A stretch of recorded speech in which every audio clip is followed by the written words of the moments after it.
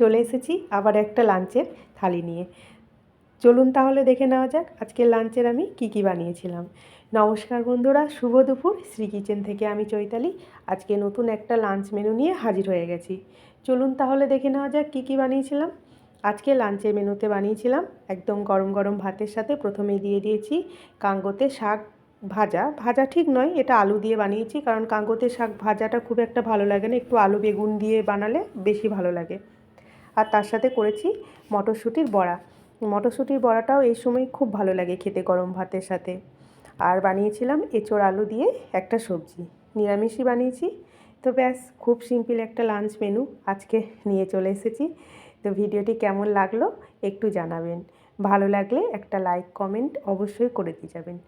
সবাইকে জানাই অনেক অনেক ভালোবাসা, অনেক অনেক শুভেচ্ছা।